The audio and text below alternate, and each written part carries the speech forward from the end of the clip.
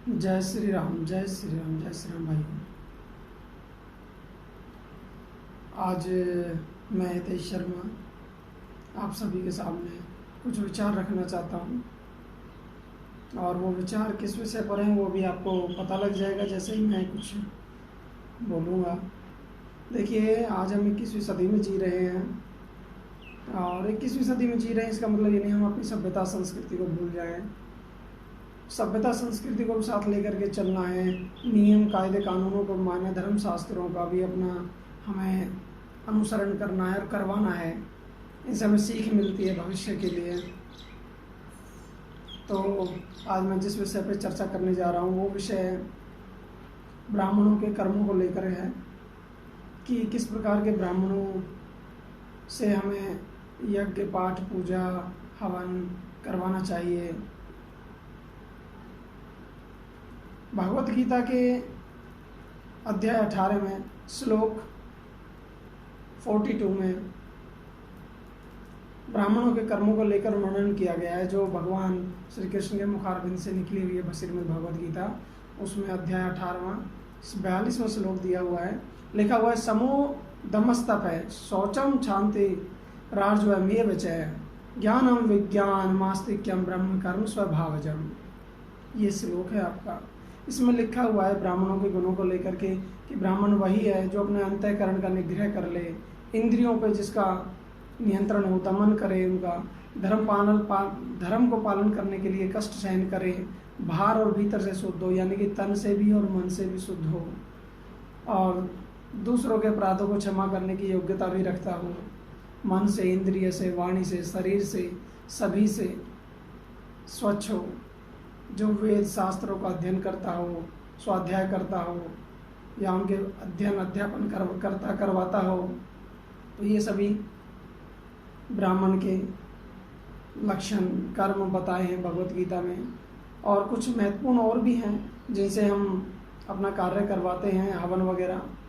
तो देखिए, आप जब भी मान के चलिए, जब भी कोई मोबाइल वगैरह आप लेने जाते हो, खरीदने जाते हो, तो आप बहुत सोच विचार करके आप सोचते हो कि पैसे खर्च होंगे, कौन सा ले लूँ। कई बार आप उसके बारे में सोचते हो, लेकिन जब ऐसे काम आ जाए तो आप नहीं सोचते हो। क्यों नहीं सोचते हैं हम भाई? पैसे तो हम इसमें भी लगा रही हैं, तो और भी ज़्यादा नेक काम है, अच्छा काम है। तो क्यों ना हम किसी ऐसे पंडित को ढूंढ के लाएं जो अच्छे से काम करता हो। कि उसके पंडित के फीचर्स क्या हैं, उसके फीचर्स भी अच्छे होने चाहिए। तो हमें ये नहीं कि बस हम तो इन्हीं पे करवाते हैं, हमारे पीढ़ी दर पीढ़ी इन्हीं से करवाते हुए आ रहे हैं, ये नहीं है, ऐसा नहीं, गलत है ये। तो पहले देखिए कि आपका उद्देश्य कौन सा ब्राह्मण पूरा कर सकता है, क्या उसमें वो लक्षण है उन कार्य को करने के लिए, या उसमें योग्यता है। ये बहुत ज़्यादा जरूरी है, क्योंकि योग्य नहीं होगा तो आपका काम अच्छे से नहीं हो पाएगा। तो फिर उसका करवाना ना करवाना बराबर है।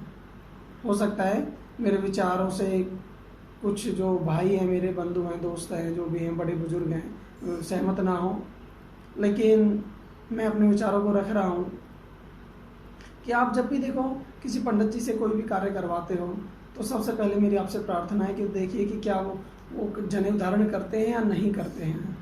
जो सर्वप्रथम आता है ब्राह्मणों के लिए जनेऊ धारण, और जो जिसने जनेऊ धारण नहीं किया हुआ उसके लिए कोई भी क्रिया करना या ना करना सब बराबर है। करवाना, उनसे हम करवाएं तो भी वही बात है, ना करवाएं तो भी वही बात है। और इसके बाद आती है बारी कि जो हमारे शास्त्रों में लिखा हुआ नित्यकर्म पूजा प्रकाश में भी बताया गया है कि सबसे पहले ब्राह्मण को संध्या करनी आवश्यक है। संध्या दिन में 3 बार होती है, सुबह, दोपहर और सायंकालीन। भागदौड़ भरे जीवन में आज हम 21वीं सदी में जी रहे, हो सकता है हम दोपहर में ना कर सके, लेकिन सुबह और साय की तो अवश्य ही कर सकते हैं। तो आप पंडित जी के बारे में पहले जानिए कि पंडित जी हाँ योग्य हैं, कितना जानते हैं, क्या नहीं कर सकते, क्या कर सकते हैं। उसके बाद उनकी योग्यता को देखते हुए आप उनसे काम करवाएं तो ज़्यादा अच्छा रहेगा।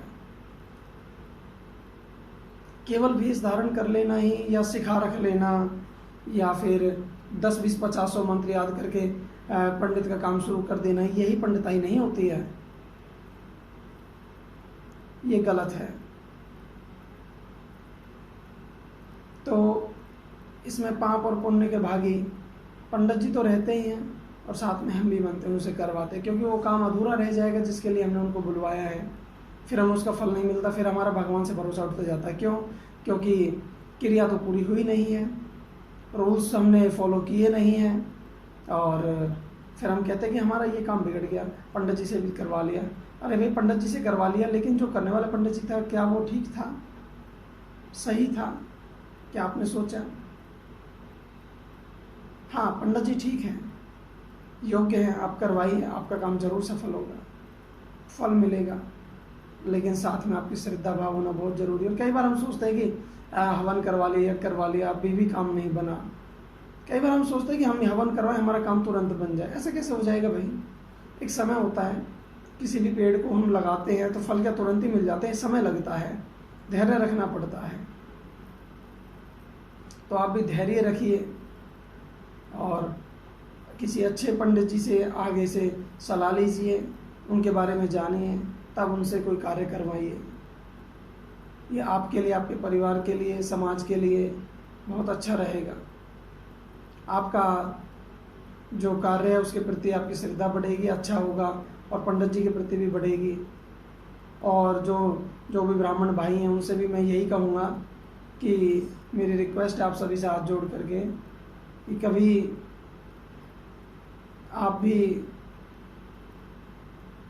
संध्या वंदन पे, जनेऊ पे, सभी पे ध्यान दीजिएगा।